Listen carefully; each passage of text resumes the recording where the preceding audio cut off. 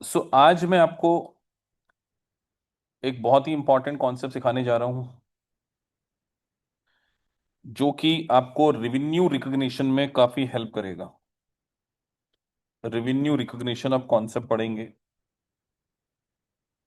Revenue recognition, even lease accounting, even for the bond accounting, और even for the fair value measurement. बहुत सारी जगह ये concept आपके काम आए।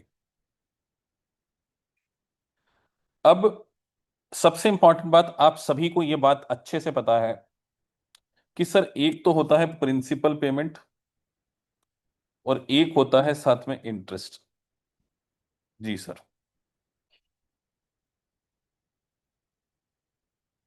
इस प्रिंसिपल प्लस इंटरेस्ट को ही हम इंस्टॉलमेंट पेमेंट बोलते हैं। ये आप सभी बहुत अच्छे से समझते हैं। जी सर। कि अगर आप कोई लोन लेते हैं तो बेसिकली हम लोन अकाउंटिंग को भी काफी अच्छे से समझ लेंगे कि यस सर, आप सही बोल रहे हैं, प्रिंसिपल होता है प्लस इंटरेस्ट होता है प्लस इंस्टॉलमेंट होता है। और अगर हम उसको सेग्रीगेट कर लें, आज जिनकी पहली क्लास है उनको धीरे से समझ में आएगा, बट ये लेक्चर डेफिनेटली समझ में आएगा। सो प्रिंसिपल, इंटरेस्ट और इंस्टॉलमेंट। अब एक होता है लोन अमाउंट। तो लोन और प्रिंसिपल तो सेम ही होता है, अलग तो नहीं होते सर, है ना। लोन भी वही होता है। अगर मैं लोन माइनस टोटल इंस्टॉलमेंट कर दूं, क्या आएगा, कौन बताएगा।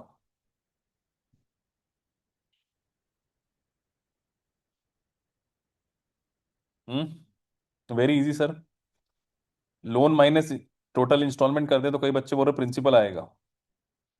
बेटा फाइनेंस कॉस्ट आएगी या नहीं, इंटरेस्ट आएगा, है ना। फाइनेंस कॉस्ट कह लीजिए, इंटरेस्ट कह लीजिए।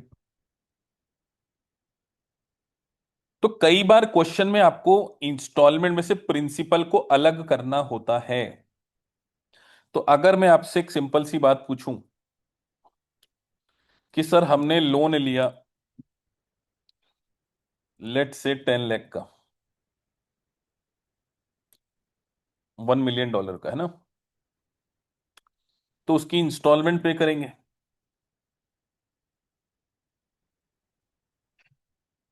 तो इस इंस्टॉलमेंट में सम टाइम क्या जुड़ा होता है, इंटरेस्ट भी जुड़ा होता है। तो हमें इस इंस्टॉलमेंट में से इंटरेस्ट को माइनस करके प्रिंसिपल कंपोनेंट को निकालना होता है। ये बात आप समझते हैं। और जब आप लोन में से प्रिंसिपल कंपोनेंट को माइनस कर देते हो तो बैलेंस ऑफ लोन बचता है। ये आप मानते हैं या नहीं मानते हैं। यस सर, कि इंस्टॉलमेंट में से इंटरेस्ट माइनस कर दिया जाए तो प्रिंसिपल कंपोनेंट बचता है, और इस प्रिंसिपल कंपोनेंट को इस लोन में से माइनस कर दिया जाए तो बैलेंस ऑफ लोन बचता है। और जो सेकेंड ईयर का इंटरेस्ट होगा वो किस पे देना चाहिए। हम्म। प्रिंसिपल अमाउंट पर या बैलेंस ऑफ लोन पर। सर इतना सब हम पढ़ के आए हैं, हमको पहले से पता है, लेकिन पता होता है लेकिन फिर भी नहीं पता कर पाते ना, दिक्कत वो आती है। ऑलरेडी पता होता है प्रैक्टिकल लाइफ में, लेकिन जब क्वेश्चन आता है तो नहीं कर पाते। अब इस क्वेश्चन को ही हमने रिजॉल्व करना है। अब अगर मान के चलिए मैं आपको एक छोटा सा लाइव असाइनमेंट देता हूं। लेट से आप 1 2 3 4 5, आप हर साल 20,000 का पेमेंट कर रहे हैं।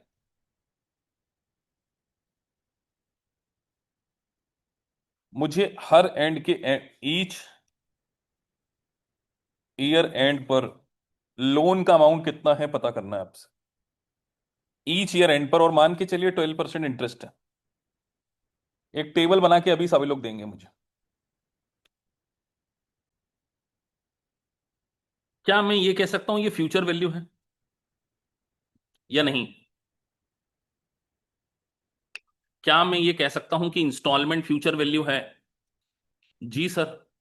इसके अंदर ये फ्यूचर में पे करो ना, 1 साल बाद 20, इसकी अगर प्रेजेंट वैल्यू निकाल ली जाए, मतलब इसके अंदर इंटरेस्ट जुड़ा हुआ है, तो ऑटोमेटिकली इसके बीच का डिफरेंस, इंस्टॉलमेंट और प्रेजेंट वैल्यू के बीच का डिफरेंस इंटरेस्ट हो जाएगा।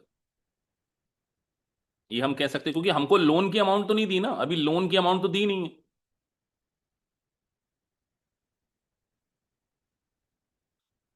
ठीक है।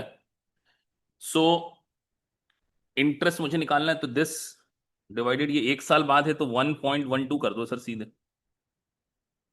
तो प्रिंसिपल ऑटोमेटिक, ये क्या है, ये प्रिंसिपल है ना। यहां पर मैंने कॉलम गलत चूज कर लिया है, इसको यहां कर देते हैं। ठीक है, तो बीच का डिफरेंस इंटरेस्ट। चलो दूसरे में करें, दिस डिवाइडेड बाई 1.12 की पावर 2।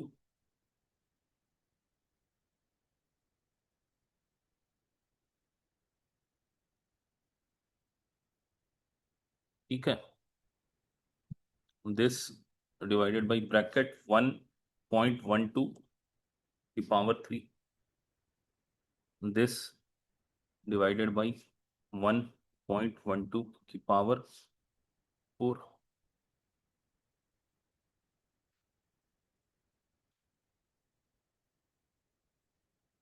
दिस डिवाइडेड बाई 1.12 की पावर, अगर ये प्रिंसिपल है तो बीच का डिफरेंस इंटरेस्ट निकल जाएगा, this minus this.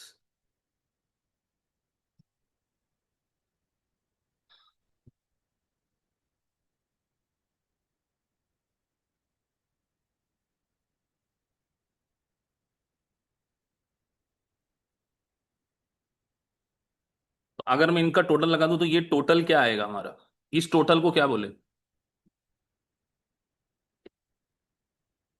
This is our loan amount. ये बिगिनिंग में लोन दिया गया होगा। अब इस लोन में से पहले ये प्रिंसिपल माइनस कर दी गई, तो ईच एंड पर रिवर्स कैलकुलेशन सिखाया मैंने आपको। गोदागादी ना करो बेटा।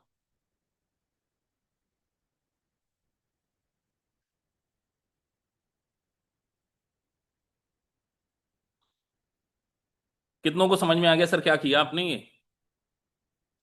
सिंपल सी बात है। ये टोटल क्या है, 27904 is your total interest. This plus this is 1 lakh, क्या है आपका टोटल इंस्टॉलमेंट। ठीक है, तो ये आपको आना चाहिए, कैलकुलेशन लॉजिकली आना चाहिए। Calculation is not important, calculation is only is not important, you have to understand the concept also. कितने लोगों को बात समझ में आ गई सर क्या चल रहा है ये। हम्म?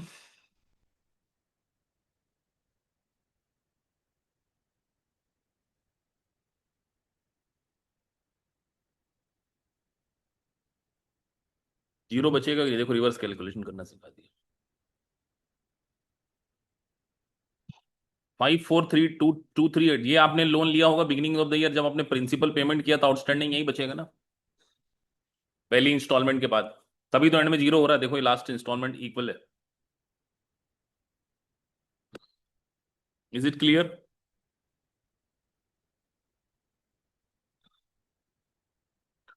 सर आउटस्टैंडिंग वाला अमाउंट ढूंढ क्यों रहे हैं।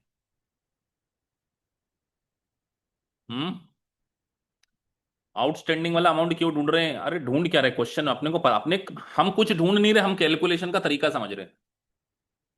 कि अगर हमें एग्जामिनर, वो आपके कैलकुलेशन, आपके एनालिटिकल स्किल को चेक करना चाहता है ना, कि आपको ये पता है कि नहीं, कि यार आप सोचो आप किसी कंपनी के फाइनेंस मैनेजर बन जाओ, आप अकाउंटेंट भी ढंग से नहीं बन पाओगे अगर आपको इसकी अकाउंटिंग नहीं आती। बताओ क्यों नहीं बन पाओगे, अगर आपको ये नहीं आता तो। कौन सी कंपनी होगी जो लोन नहीं लेती है। आप बताओ जनरल एंट्री क्या करोगे इस लोन की, ये जानना चाहता हूं मैं आपसे, जनरल एंट्री बताओ। कौन बताएगा, मैं देखना चाहता हूं इस पूरे ट्रांजेक्शन की जनरलाइज करो जरा। तो सर पहले लोन आया होगा,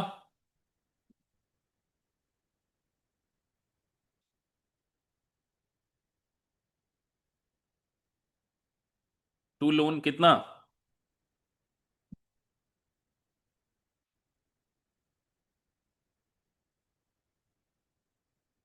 ठीक है, अगली एंट्री कौन बताएगा? लोन पे कर रहे हैं हम, है ना, पे कर रहे हैं, we are the payer, we are not the receiver. Pay करेंगे तो क्या करेंगे? अगली एंट्री चाहिए मुझे आपसे। तो सर पहले तो इंटरेस्ट ड्यू की एंट्री होगी, इंटरेस्ट एक्सपेंसेस।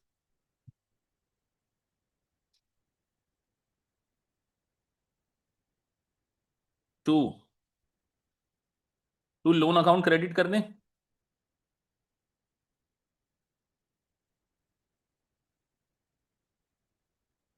ठीक है, बताओ अगली एंट्री कितने, अगला पेमेंट अमाउंट बताओ। अगला पेमेंट अमाउंट कितने से होगा? केवल अमाउंट चाहिए मुझे आपसे। Very easy, 20,000। अब आप मुझे बताओ, क्या ये कॉन्सेप्ट सीखे बिना आप एक अच्छे अकाउंटेंट बन सकते हो? सर इसका अकाउंट से क्या लेना देना, आप बोलोगे तो सर फाइनेंस का काम है, आपको ऐसा लग रहा होगा ना। बेटा आप उस कंपनी के अकाउंट्स की बैंड बजा दोगे। आपको इंटरेस्ट कंपोनेंट एक्सपेंडिचर होता है, प्रिंसिपल कंपोनेंट अलग होता है, तो एटलीस्ट आपको बाइफरकेशन, एक सही अकाउंटेंट को ही ये जनरल एंट्री आ सकती। आप फाइनेंशियल डिसीजन कैसे लोगे अदरवाइज? हम्म, फाइनेंशियल डिसीजन लेना है तो कैसे लोगे कि मेरा ये लोन है, ये केवल लोन की अकाउंटिंग है क्या?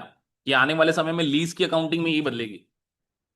लीज अकाउंटिंग आप सीखोगे तो लीज अकाउंटिंग में हो सकता है अपने ये, क्या मैं ये नहीं बोल सकता कि ये मेरा लीज पेमेंट है, इसको मैं नाम बदल दूं तो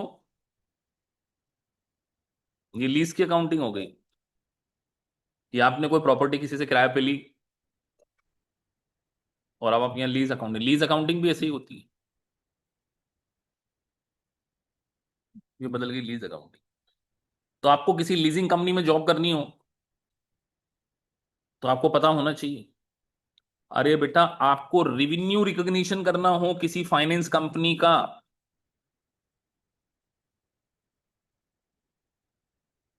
ये हमको सर 20,000 की इंस्टॉलमेंट रिसीव हुई, हमने किसी को लोन दिया, आप हो सकता है किसी एनबीएफसी में काम करो फ्यूचर में, और वहां इंस्टॉलमेंट आ रही है, तो क्या आप आंख मूंझ के मान लोगे कि 20,000 को इनकम डाल लें? बात समझ में आई कि नहीं? एक साथ चार चीजें समझा दी मैंने आपको, revenue recognition, lease accounting, loan accounting और फाइनेंस इनकम। कितनों को सारी बात समझ में आ गई? और ये एंट्री केवल 1 ईयर में है या सेकंड? अच्छा सेकंड ईयर का अमाउंट बताओ, टेबल देख के अमाउंट बता सकते हो?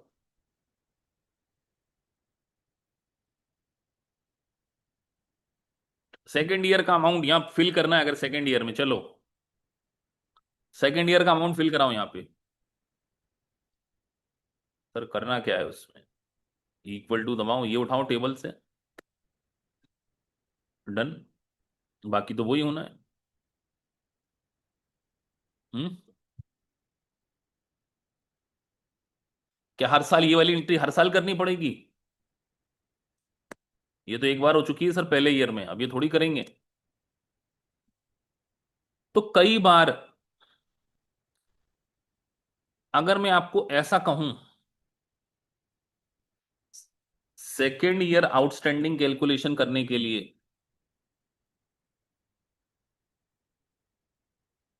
Opening outstanding plus interest minus instalment is equal to carrying amount. कितनों को बात समझ में आ गई? वेरी इंपॉर्टेंट कॉन्सेप्ट, यही किया है आपने। बताओ इस सेकेंड ईयर का फॉर्मेट फिल कराओ सेकेंड ईयर के लिए, इस क्वेश्चन में इक्वेशन फिल कराओ मुझे।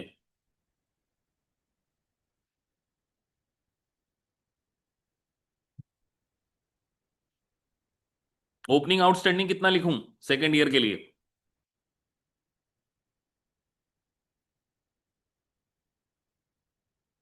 वेरी इजी सर, ये लिखेंगे आप, प्लस इंटरेस्ट कितना है, ये इंटरेस्ट सेकेंड ईयर का इंटरेस्ट, माइनस इंस्टॉलमेंट कितनी पे करी, 20,000, देखो यही आ रहा है 382। This is carrying. तो एग्जाम जो है सीपीए की हो चाहे सीएमए की हो, आपसे सेकेंड ईयर आउटस्टैंडिंग पूछा जा सकता है। तो आपको रिवर्स कैलकुलेशन पूरी तरीके से आना चाहिए। तो आपने इंस्टॉलमेंट को सीखा, आपने रेवेन्यू रिकॉग्निशन को सीखा, आपने फाइनेंस चार्ज को सीखा, आपने बहुत कुछ सीखा है। अब मुझे आप एक बात बताइए, आपको मैंने एक बहुत टाइम पहले, ये इतना पोर्शन डिलीट कर रहा हूं,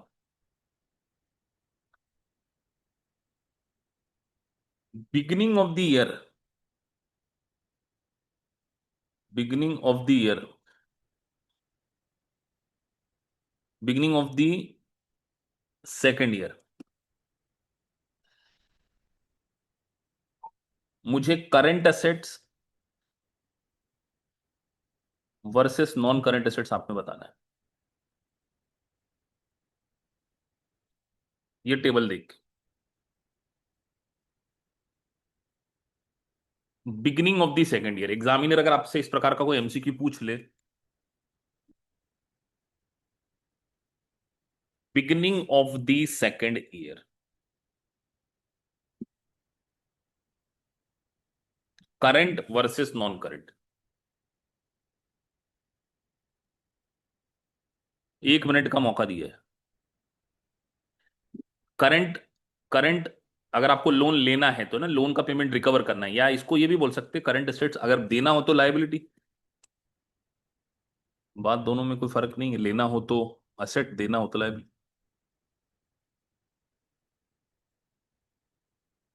तो सर, करंट का मतलब जो होता है, जो हम विद इन 1 ईयर पे कर दें, तो विद इन 1 ईयर कितना पेमेंट करने वाले हो beginning of the second year, beginning of the second year कितना पे करने वाले हो? सर ये पे करने वाले हैं, ये प्रिंसिपल अमाउंट, ये तो एक्सपेंडिचर है ना, ये थोड़ी तो बिगिनिंग ऑफ द ये पे करने वाले हो। टोटल कितना था beginning of the second year, ये तो इसका मतलब बाकी नॉन करंट हो जाएगा, इसमें से इसको माइनस कर दो। बात समझ में आती है? कई बच्चे असेट्स और लायबिलिटी में कंफ्यूज हो गए, सर ये लायबिलिटी भी लिख दिया आपने। बताओ असेट्स और लायबिलिटी क्यों लिखा मैंने, दोनों क्यों लिख दिया सर एक जगह आपने? अरे लेंडर के पॉइंट ऑफ व्यू से और बोरोवर के पॉइंट ऑफ व्यू से डिफरेंस हो सकता है कि नहीं हो सकता है? If you are a borrower, it will be your liability, if you are a lender, it will be your asset. कितनों को सारा बात समझ में आ गई? और अगर आपको ये समझ में आ गया तो काफी अच्छी बात है। नहीं आया, अगर आज के बाद अगर आपको ये टेबल नहीं समझ में आया, तो मैं लिटरली बोल रहा हूं, आप सीपीए तो छोड़ ही देना बेटा, मत करना, आज ही रेजिग्नेशन दे दो। बिलीव मी, इसके बिना पास नहीं हो सकते ये भर भर के कॉन्सेप्ट। इसलिए जो भी यूएस सीपीए के स्टूडेंट हैं, अगर इस क्लास में बैठे हैं, वो बिल्कुल समझ लें कि सर यहां पर हमें दो चीजों के बीच में हमेशा डिफरेंस कैलकुलेट करते आना चाहिए। फाइनेंस कॉस्ट और लाइबिलिटी अमाउंट का सेग्रीगेशन हमेशा आना ही चाहिए, क्योंकि आपको एक टॉपिक नहीं, वहां पर ऐसे 5 टॉपिक पढ़ने हैं: bond, lease, investment, impairment, note payable,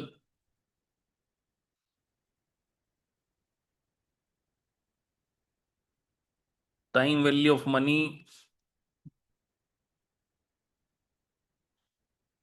ये लिखते जा रहा हूं ताकि जब आप लोग मेन क्लास देखेंगे,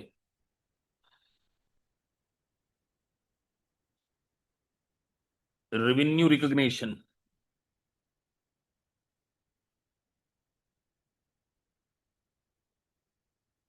ये सारी जगह इसकी जरूरत पड़ेगी, और सब में यही कॉन्सेप्ट,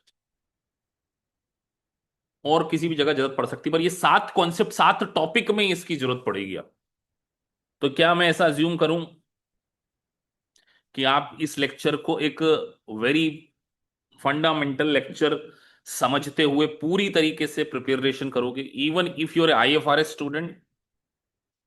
ये सारे अकाउंटिंग स्टैंडर्ड हैं, तो आपको भी जरूरत पड़ेगी। If you are a US CMS student, part 1 और पार्ट 2 दोनों में है ये। थोड़ा थोड़ा रफ।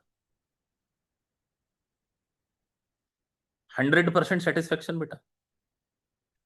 अगर इस प्रकार का एक क्वेश्चन दे दूं, सर फर्स्ट ईयर का प्रिंसिपल, किसी को डाउट हो तो पहले पूछिए बेटा, ये टॉपिक में मेरे को आगे नहीं बढ़ना जब तक मुझे कॉन्फिडेंस नहीं आएगा। फर्स्ट ईयर का प्रिंसिपल कैसे कैलकुलेट किया, चलो एक बार एक स्टूडेंट का डाउट, और कोई? All is okay. बाकी जरा हैंड तो रेस कर दो कि सर बात समझ में आ गई। सर करंट एसेट्स और नॉन करंट एसेट्स कैसे निकाला? भवप्रीत कौर जी आ गया समझ में आपको, कनाडा से?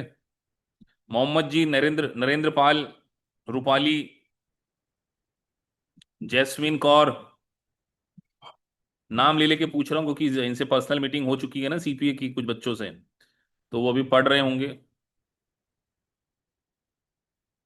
एवरीथिंग इज क्लियर चिराग?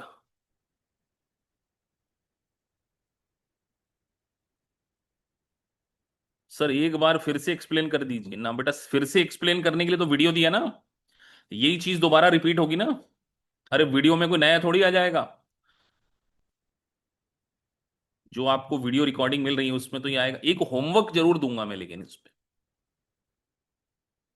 ठीक है? एक होमवर्क जो कि आप भेजेंगे, और अभी पिछला होमवर्क हम डिस्कस करेंगे।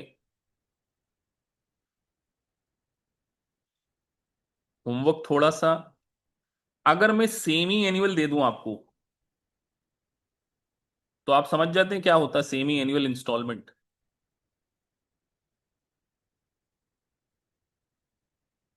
हम्म? मतलब साल में 2 बार। लेट से आपका यहां पर लोन अमाउंट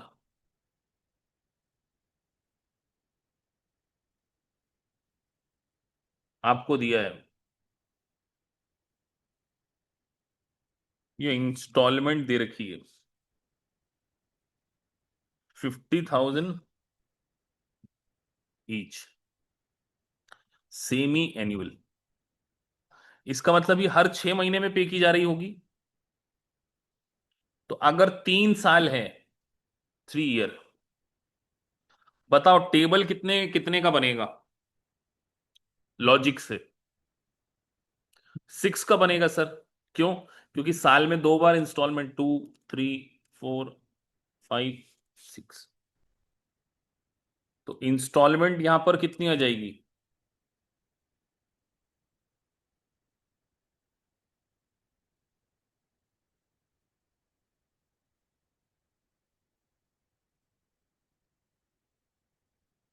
50,000। इसको कॉपी करके नीचे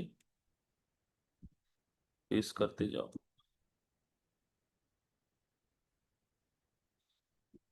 अब एग्जामिनर ने अगर 12% एनुअल दे दिया है, तो अपने को क्या करना है? अगर प्रेजेंट वैल्यू निकालना है तो पर एनम दे रखा है, तो तब क्या करें? कई बच्चे बोल रहे 7% ले लो सर फिर। अरे बेटा साल में 2 बार है तो 6% हो गया ना। तो आपको एक टाइम वैल्यू ऑफ मनी का लेक्चर सिखाया गया है, टाइम वैल्यू ऑफ मनी। उसका एक लेक्चर मैं अपलोड करूंगा, प्रीवियस रिकॉर्डिंग्स। क्या हम इसको एन्युटी बोल सकते हैं? एन्युटी का क्या मतलब होता है? एक जैसी payment, equal instalment with the same intervals.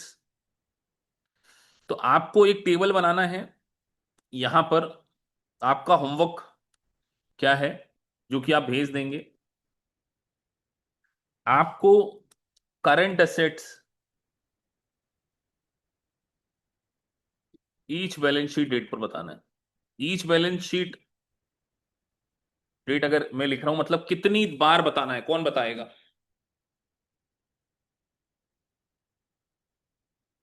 6 times? नहीं बेटा, 3 बार। और 3 बार तो निकलेगा ही नहीं, देखना। आप मुझे बताओ, एक ही बार नॉन करंट निकलेगा या 2 बार निकलेगा नॉन करंट? Common sense.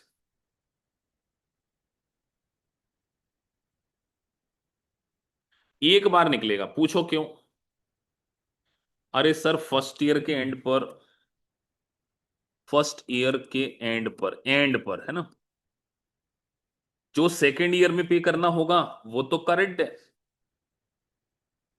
और जो थर्ड ईयर के एंड पे करना होगा वो क्या होगा, नॉन करंट होगा।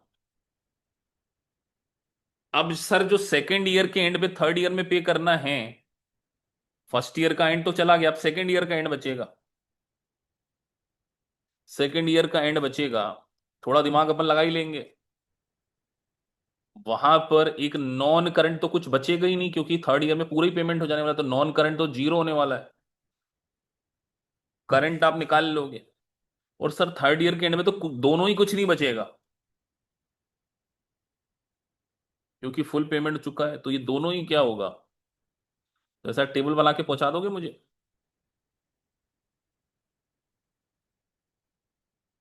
फर्स्ट ईयर के एंड पे करंट कितना है, नॉन करंट कितना है, सेकेंड ईयर पे नॉन करंट जीरो, तो करंट कितना होगा ये तो सर पहले ही पता है, जीरो जीरो होना है। ये तीन फिगर लिखना है सर अपने को, एक दो तीन, एक तो ये पता करना है इसमें, बाकी एक आपको इंटरेस्ट पता करना है, आपको एक प्रिंसिपल पता करना है। ठीक है, चलो अभी करा दो, अभी कर दो बेटा आप लोग। सर आपने करा क्या, 50,000 डिवाइडेड बाई क्या करना है, 0.06 कर दो। नहीं सर 0.06 नहीं होगा, 1.06 होगा, ठीक है। ये आ गया, इसको नाम दे दो प्रिंसिपल और ये इंटरेस्ट, तो बीच का डिफरेंस,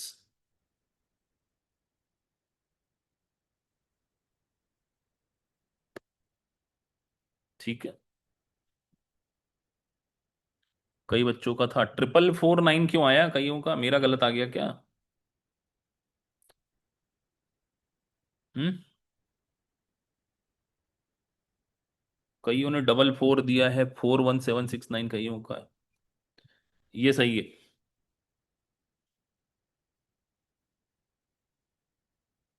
जिन्होंने 44499 भेजा है वो अपने आप को रीचेक करें बेटा, कि कहाँ गलती कर दी इन लोगों ने। आगे बढ़े सर, यहाँ क्या करना है, equal to this divided by 1.06 की पावर, फिर आगे, ये तो हम वही कर रहे हैं सर बार बार, है ना, डिवाइडेड बाई ब्रैकेट 1.06 की पावर 3। तो ये तो आप कर लोगे, अब क्या है इसमें, इसमें क्या मुझे बताना है कि हर चीज हर कैलकुलेशन मुझे बताने की जरूरत है क्या बेटा। अब कई बच्चे बोल रहे सर अगर हम ये कॉपी करके पेस्ट करते तो सही आ जाएगा क्या, आएगा क्या, नहीं आएगा बेटा। क्यों, क्योंकि फॉर्मूले में फॉर्मूला कॉपी नहीं हो रहा है इसमें, क्योंकि आप अलग अलग वो कर रहे हो ना, यहाँ पे ये कर सकते हो बस,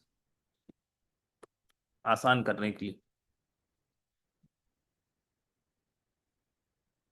इसको 5 कर दो, इसको 6 कर दो, ठीक है, ये हो गया। ये इसमें हो जाएगा सर, अब फॉर्मूला लग जाएगा इसमें।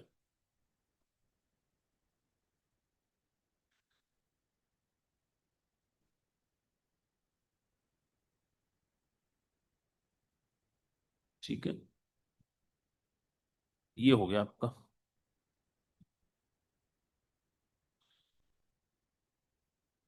बैलेंस। बैलेंस निकालने के लिए तो सर इसको प्लस करना पड़ेगा, प्रिंसिपल, और ये इसमें से माइनस हो गया, ये फर्स्ट ईयर का एंड है ना, ये बिगनिंग था।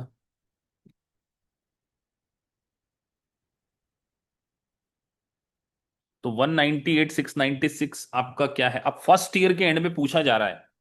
अब आपको पता है कि फर्स्ट ईयर के एंड में आप ये पेमेंट, फर्स्ट ईयर एक साल बाद मतलब सेकेंड ईयर के एंड पर ये पेमेंट कर दोगे, तो this one is your current.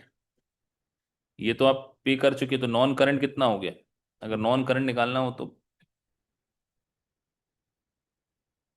ये आ जाएगा आपका।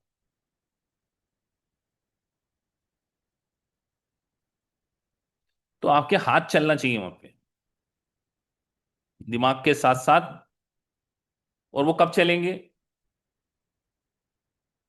अच्छा सर, ये गलत कर दिया आपने, पूछो क्यों? क्योंकि ये सेकेंड ईयर की इंस्टॉलमेंट यहां पर देखो, हाँ ये गलती कई बच्चे कर देते, मैंने भी कर दी। ईयर एंड यहां हो ही नहीं रहा बेटा, ईयर एंड तो ये तो पहले साल का एंड है। अगर देखा जाए तो ईयर एंड आपका यहां पे हुआ है, वो 6 मंथली थी ना, तो ये ध्यान रखना पड़ेगा। तो अपने को निकालना पड़ेगा। अब आपको पता है कि अगले 2 साल में आप ये दो की पेमेंट करने वाले हो, ये दोनों का टोटल। ठीक है, तो ये आपका आएगा करंट, तो इक्वल टू दिस, क्योंकि वो 6 मंथली ली थे ना आपने। और नॉन करंट क्या हो जाएगा सर? दिस, ये ध्यान रखना पड़ेगा आप। Sir how to calculate balance? यार ये लोन अमाउंट है, ये सारा प्रिंसिपल को मैंने अभी आपको शुरुआत में बताया था ना सभी को, कि सबको जोड़ते हैं तो प्रिंसिपल अमाउंट आता है। ये सबको जोड़ते हैं तो प्रिंसिपल, ये लोन है, ये टोटल प्रिंसिपल का मतलब लोन होता है, ये बात समझते हैं कि नहीं सभी लोग? तो मैंने इसका टोटल लगाया, ये प्रिंसिपल अमाउंट है, यानी ये लोन लिया गया loan amount. This is the loan amount. और ये loan beginning of the year ले लिया होगा। तो जब आपने ये लोन ले लिया, उसमें से आपने पहला प्रिंसिपल माइनस कर दिया, तो बैलेंस प्रिंसिपल तभी तो आएगा। तो इसलिए मैंने क्या किया, आप देखो, मैंने ये इसमें से इसको माइनस करके यहां बैलेंस लिखा।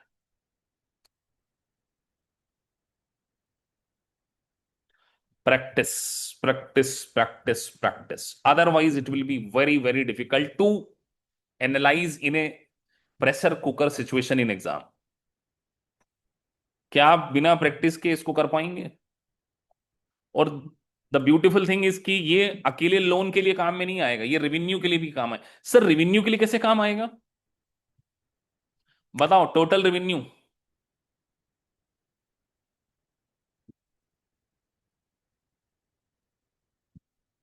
Total revenue, how much is total revenue?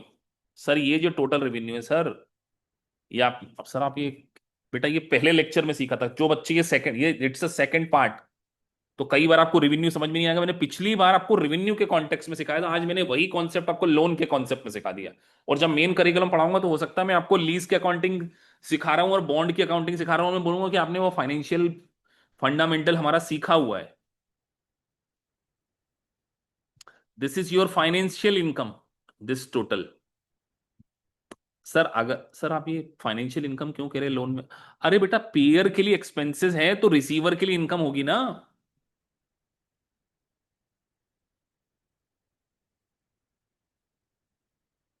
Sir 154,197 कैसे आया? ये इसमें से प्रिंसिपल को माइनस कर दिए। यार ये फर्स्ट इंस्टॉलमेंट के बाद ये बैलेंस बचा, उसमें से आपने क्या किया, ये 6 मंथ के बाद आपका प्रिंसिपल बैलेंस था, फिर आपने प्रिंसिपल का पेमेंट कर दिया। इसी तरीके से आप थर्ड में क्या करोगे, इस बैलेंस में से इसको माइनस कर दोगे, फिर आप क्या करोगे, बस ऐसे करते चलोगे, एंड में 6 में आपका जीरो बचेगा।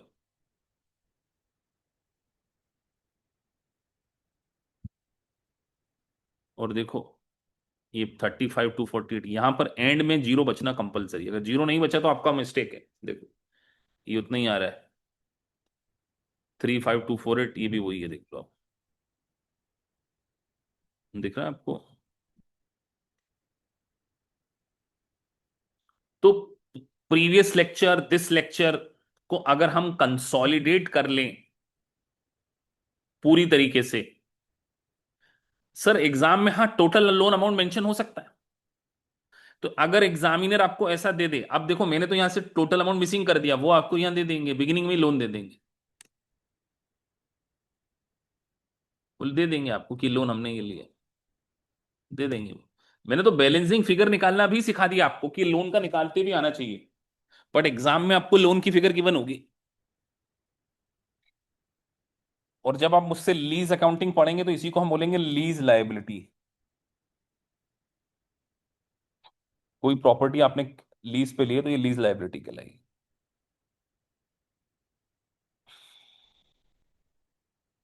कितने बच्चों को पूरी तरीके से 100% समझ में आ गया?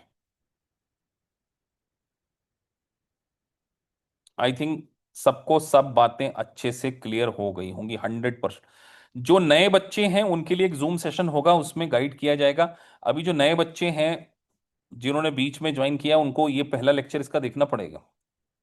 और आप लोगों को एक असाइनमेंट और दे दिया गया है, थर्ड असाइनमेंट, सॉरी, एम वो जो हमारा मॉडल टेस्ट पेपर आपको सॉल्व करना है फंडामेंटल का, वो मैं आपको वापस से बता दूं, कई बच्चों को नहीं पता होगा, सबमिट करेंगे सभी लोग। इन्वेंट्री का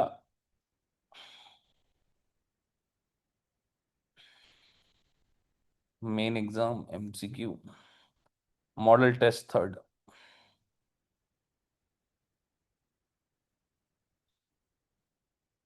20 क्वेश्चन हैं यहाँ पर, और 10 क्वेश्चन शायद उसमें उसमें भी डाल दिए हैं।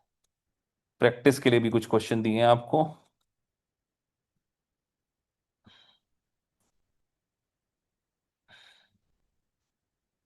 एनालिसिस,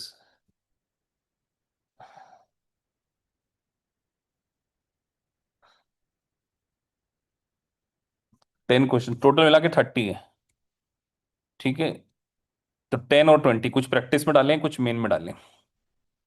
तो जो आपने इन्वेंटरी वैल्यूएशन सीखा है, तो इसके बाद एक असाइनमेंट में आपने ऑलरेडी दे चुका हूँ। इन्वेंट्री का एक लेक्चर मिसिंग है, उसको मैं डलवा देता हूँ। बिल्कुल सारी है महिर, आपको मिल जाएगी, आप अपडेटेड वाला ले लेना, मिल जाएगा। 12, 13, 14 मिल जाएगा आपको।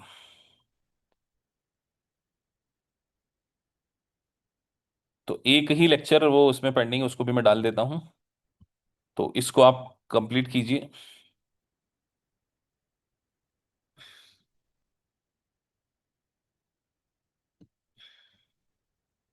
डेफिनेटली मनन आपसे बात कर लेंगे सर, मोहसिन इन्वेंट्री का लास्ट लेक्चर। हाँ डेफिनेटली डाल दूंगा मैं।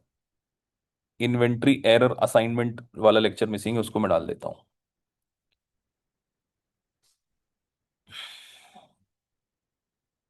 वो मैं एक बार टीम से, आपका नाम बताइए महिर, मैं आपकी टीम से बात करा के वो करा, जब तक बाकी के सारे लेक्चर देख लो बेटा। सारे लेक्चर बाकी के देख लो, जब उस पे आओगे तो वो भी कर लेना। सारे अभी लेक्चर एक बार देख लो अगर वो। चलिए, तो करंट और नॉन करंट। सर इस क्वेश्चन में सेकेंड ईयर में नॉन करंट तो कुछ होगा ही नहीं, जीरो होगा। अब सेकेंड ईयर कहां पर एंड हो रहा है? यहां पर। तो ये जो पेमेंट है, ये अगले एक साल में करने वाले हम। This this is your current. Getting my point? इसको निकाल लेंगे आप, कोई दिक्कत? हाँ, वो जो 26 जुलाई का इन्वेंट्री लेक्चर वो पेंडिंग हो गया, मैं अभी डलवा देता हूँ उसको।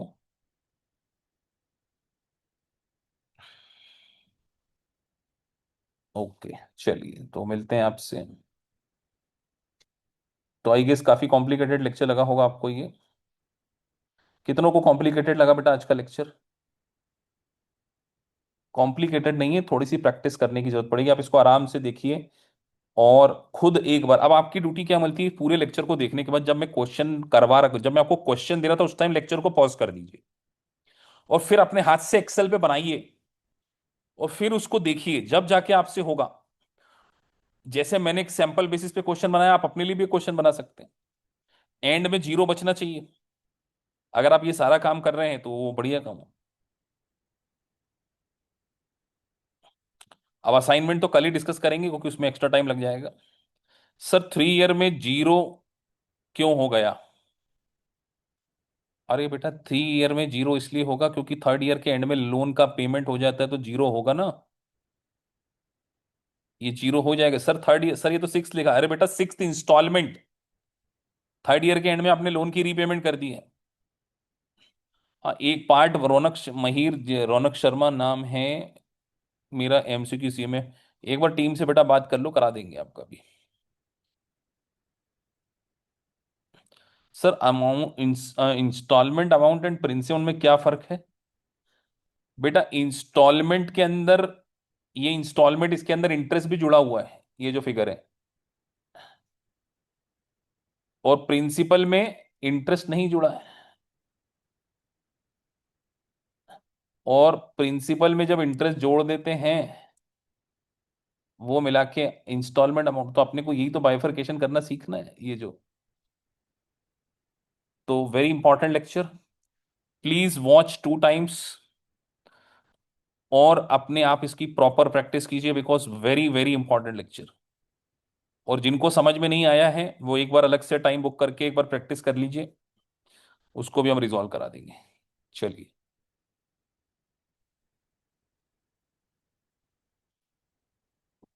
आपके टीम का मेंबर का नाम लिख दो महिर, मेरे को मेल कर दो, मैं एक बार आपसे बात करके आपको समझा दूंगा क्वेश्चन कौन सा करना है। ठीक है। अगर उन्होंने बहुत सारे ऐड किए हैं, जो बच्चे नए हैं उनको केवल अभी यही देखना है बेटा। अभी अगर नई नई क्लास ज्वाइन की है तो आप केवल ये फंडामेंटल लेक्चर को देखें बस, यहीं से भी आपको लाइव क्लासेस देखनी है।